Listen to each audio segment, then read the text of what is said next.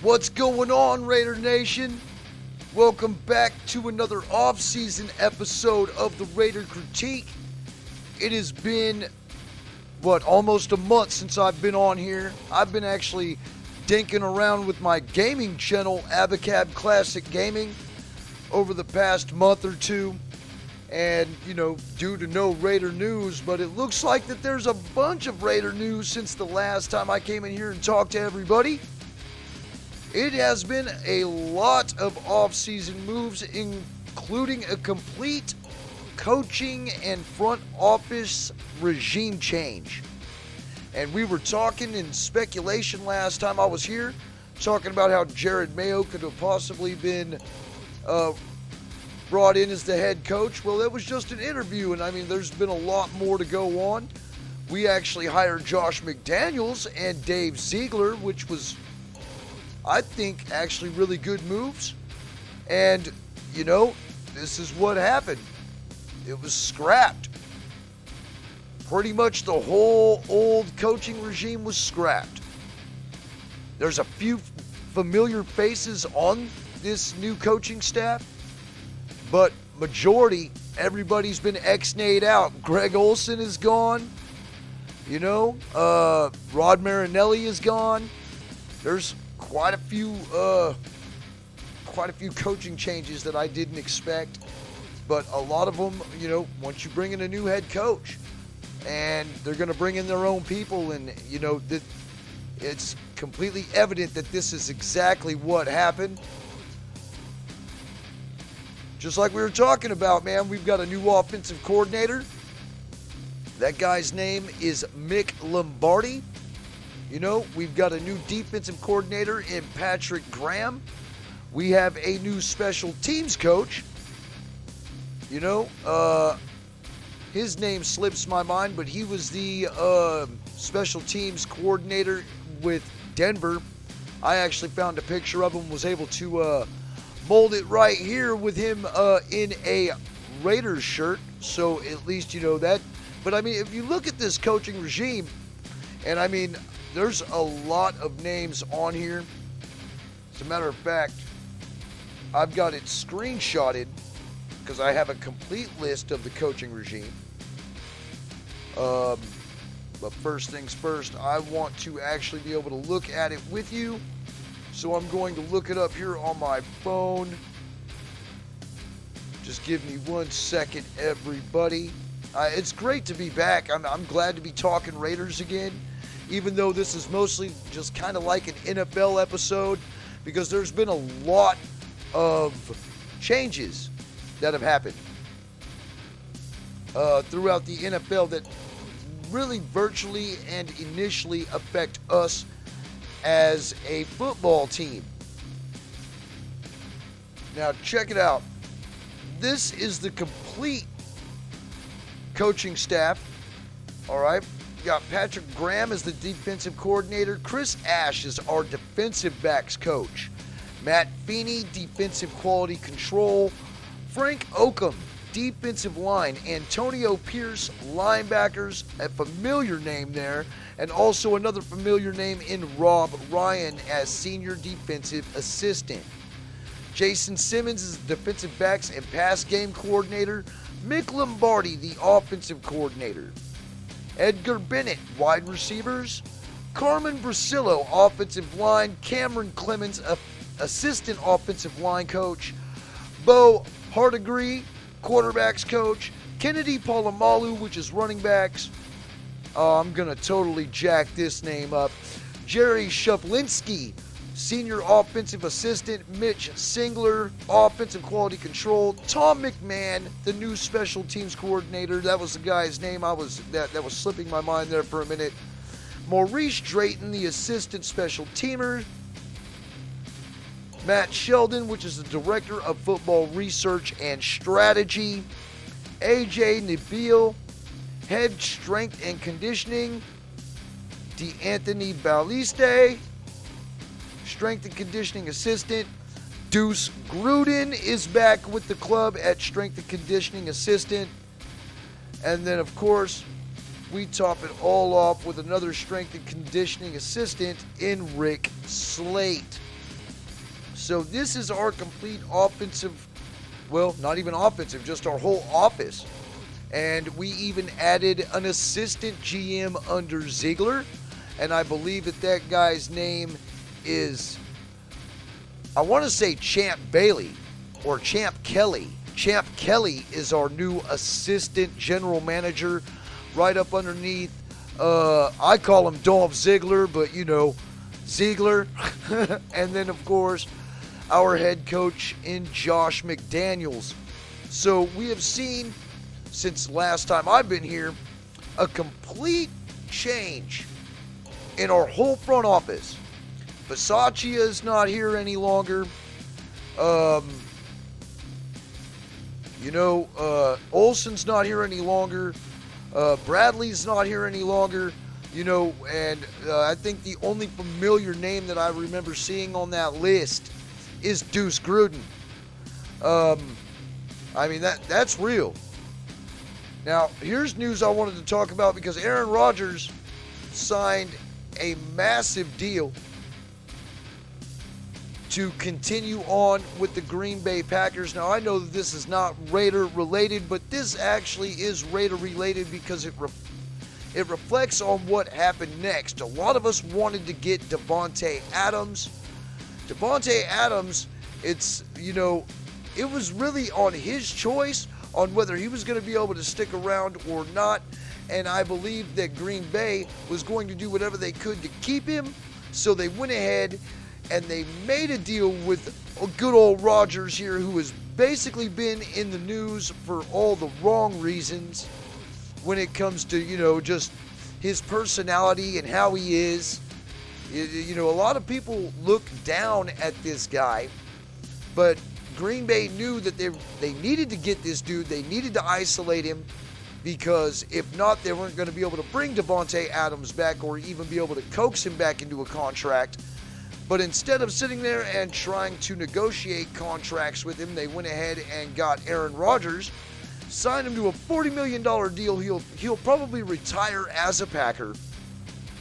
And then they franchise tagged Adams, which means we ain't getting him. So there's really only a couple of wide receivers out there that we can even think about picking up, but none of them are to the caliber as Devonta Adams. Devonta Adams is a game changer, but we would have had to spend hella money to get him anyway. And here's like the major thing, because we're going to talk about that too. And I don't even know if we could have afforded to get Devonta Adams, even if he would have been able to hit the free agent market. I wanted to get him, but man, there was no guarantee that we were even going to be able to snag this guy up, because we were basically, compared to what we were with Reggie McKenzie, we weren't doing very well in cap space because of what Mayock and Gruden did with all the money, all these little one-year deals, and then the extravagant damn contracts they signed. And we're going to talk about a few of those too, one in particular. But for real, in all actuality, I don't even know if we could have afforded Devonta Adams. So we have basically not made hardly any moves because we only had about $13 million as of about 3 or 4 days ago. You know what I mean? But while we're sitting here not making any moves because we don't have any cap money, we got the Broncos going over and basically giving a king's ransom over for Russell Wilson.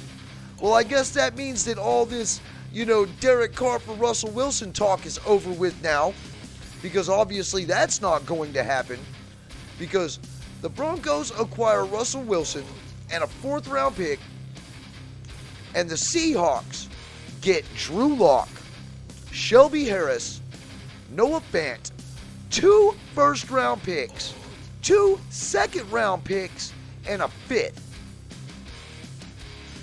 Bro.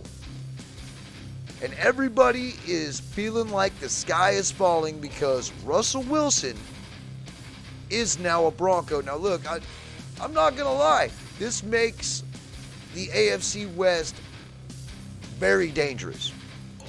A very dangerous division. We've got 4 of the most elite quarterbacks in one division, excluding one. Because I know Raider Nation is not going to consider Derek Carr elite, but I do consider Derek Carr elite at times. The guy can play. I know I can't play the position that well, and I'm not going to dog the dude for playing the position that he does, but I am going to dog the fact that he does fumble and turn the ball over a lot. But when you bring Russell Wilson over into the AFC West, that just made this division that much better. And it's going to be a lot harder to win this division next year with a guy like this moving over. But I'm going to tell you what, man, they gave up pretty much the farm to get this dude. And here's another thing, too.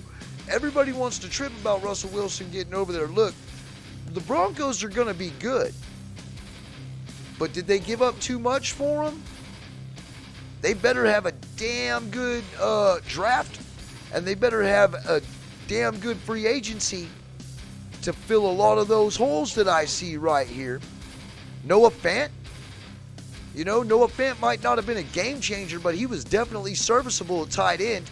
A lot of people expected him to be a lot better than what he is and what he was. But, I would call him a mid-tier tight end. They gave up Shelby Harris, a very well-known quarterback pressurer and defensive pass rusher. And they also gave up 2 firsts and 2 seconds and a 5th. Now, if they don't get it done, they're betting the farm on Russell Wilson. The Broncos are betting the farm on Russell Wilson. I'm telling you this right now. Russell Wilson had 2 number 1 wide receivers last year. Tyler Lockett and DK Metcalf. And yes, he might have been suffering through a finger injury, but I didn't see the Seahawks in the playoffs last year. All right, I didn't see him in the playoffs. As a matter of fact, I don't think they even got close. If my memory has mistaken me, I don't remember ever seeing them in the hunt. I don't ever remember seeing them really contending in the NFC West. And, come to find out, I believe that Russell Wilson finished a couple spots behind Derek Carr last year. An overall quarterback. Overall playing the position of quarterback. So, it is. We've got 4 of the best quarterbacks in the league. Top 15 in one division. It makes the division harder, yes, but did the Broncos give up too much for this guy, hoping that, he's going to be able to take them to the promised land, and hopefully they'll be able to piece some things together, some pieces around him, to where they can get beyond where they were at prior. Only time will tell. I don't foresee us giving up any spots in this division. Although we haven't really been able to make any moves because we haven't really had any cap space. And just when we thought, Raider Nation, that it couldn't get any worse, that we thought that here comes Russell Wilson into the AFC West.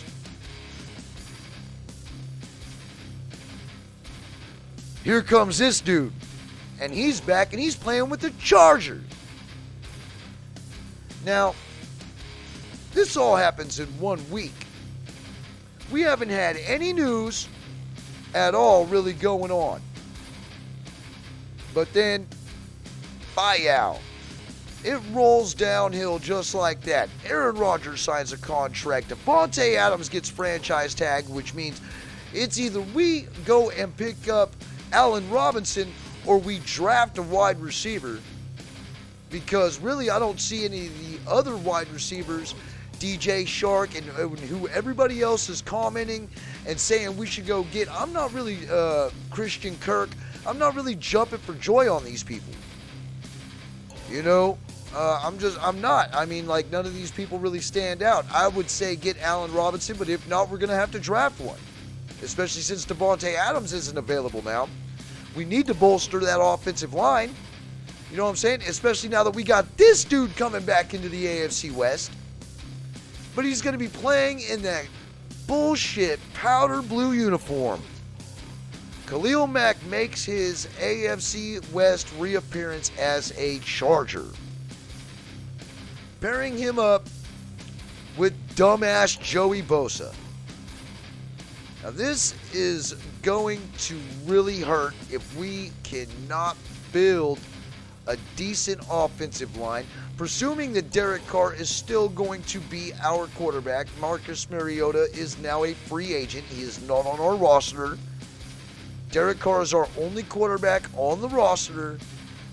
Foreseeing that, possibly Derek Carr will be moving forward. Josh McDaniels has said that Derek Carr is our quarterback week 1 of the season. Moving forward with Derek Carr. So presuming that we need to protect Derek Carr going against the Chargers, this is going to be, if we don't do this right, this is going to be a nightmare.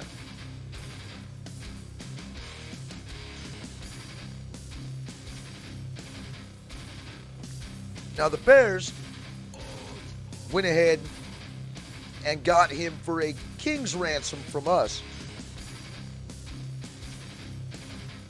back when it was time for him to sign his contract again. As a matter of fact, if you guys want to go check out that whole debacle, I've got footage from my channel from back in the day talking about when John Gruden first came in and the first thing he did was trade our absolute beast of a stud defensive quarterback pressurer, Khalil Mack, for 3 first-round picks. I remember that. Crazy. So anyway, Khalil Mack gets traded by the Bears. The Bears get a 2022 second-round pick and a 2023 third-round pick. So literally they gave him up. I do believe that the Chargers have to take over his contract. So the Bears will not have any dead money when it comes to that. But actually they do suffer like a $24 million. And I've got something I want to show y'all here. As a matter of fact, let me bring this up here, because I actually found this as quite a good read. But it doesn't have anything to really do with Khalil Mack. But, Khalil Mack goes over. He's going to be a Charger. And this is, if we don't do what we need to do, man, this is going to suck every time we play these guys. This is going to free up a lot for Joey Bosa to get around that end. And these guys could definitely be contenders next year. Yeah, and we haven't made any moves. We're watching all these AFC West teams make moves, and we don't even have the damn cap room to make any moves, thanks to Mayock and Gruden and all their crazy-ass deals they've done. But we did do something, and we signed and extended Maxx Crosby, which this was the first news that I finally heard about the Raiders in this offseason besides all these coaching changes. They extend Maxx Crosby, and congratulations to Maxx Crosby. Thank goodness we did this, because we didn't do it with Mack when Gruden came in, but with Josh McDaniels coming in, we did it with Crosby, man. I'm glad we re-signed our number 1 pass rusher in Maxx Crosby. 4 years, $98.98 million. So kudos to you. I am so happy that you are going to be a Raider. I am now going to go get your jersey, because I know you will be here for at least another 4 years. And yeah, badass, man. I am glad. I'm absolutely glad that Maxx Crosby is going to be a Raider. And oh man, this is like the best news that we've had all week, Raider Nation, is that we extended Crosby. But we were talking about we didn't really have much cap room. Well, we freed some up. We restructured Colton Miller and Kenyon Drake to free up another $14 million to give us around $35 million in cap room. And the sad news about this week is that we waived Alec Ingold. So take that as you will. It is what it is. I really liked Alec Ingold. I was hoping that he would be brought back, but we waived him and we got rid of him. We also, as of today, I was looking in the news to come to find out that we have another move that was made, and I definitely want to show this, to everybody here. So let's move on over here, because I found this is a very interesting read. This was on Clutch Points. We're ready to release Corey Littleton. Corey Littleton's release from the Raiders brings major cap space implications for 2022. And I found this as a really good read, man. Because with the start of free agency just around the corner, the Las Vegas Raiders have now freed up more cap space following a notable move. Now, according to ESPN's Jeremy Fowler, the Raiders have opted to release veteran linebacker Corey Littleton. Fowler further adds that Littleton is expected to be a post-June 1st cut. So the Raiders will hold a $4 million and they will hold $4 million and $9.9 million in dead cap space for the next 2 seasons, respectively. But we're set to save $11.7 million for the 2022 season.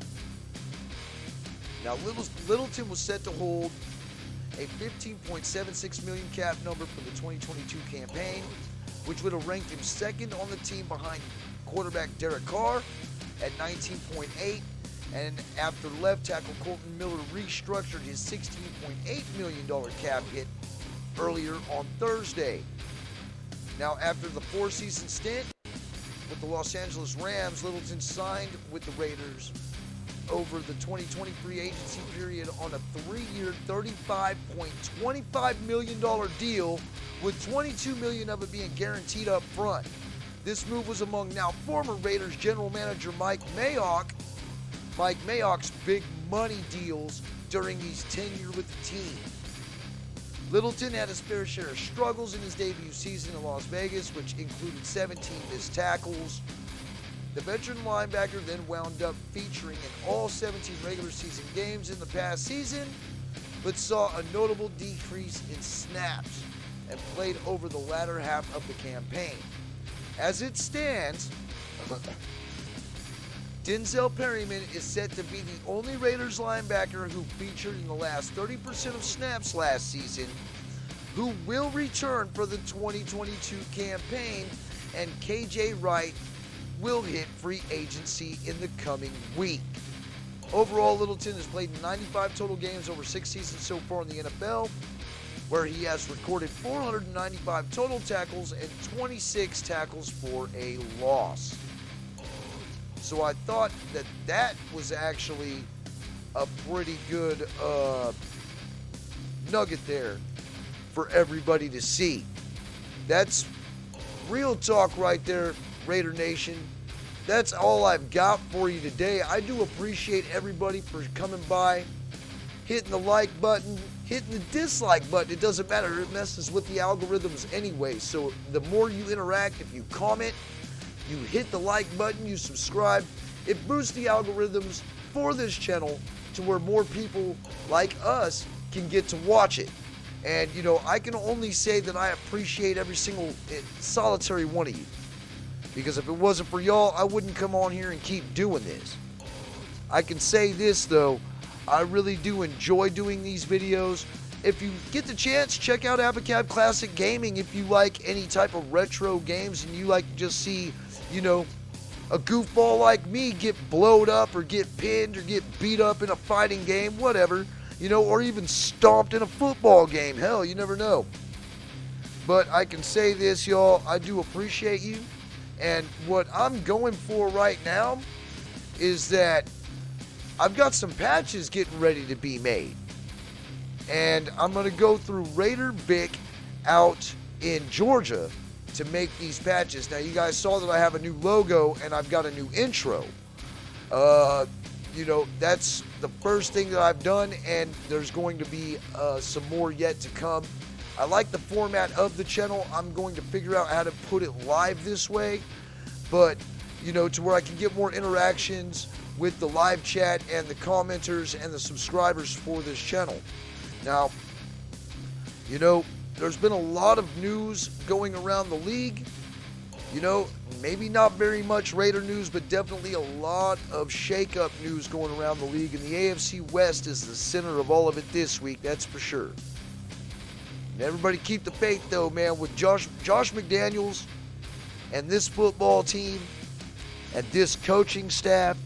They're making the right moves, because Mayock and Gruden pretty much put us in cap purgatory compared to what McKenzie did for us.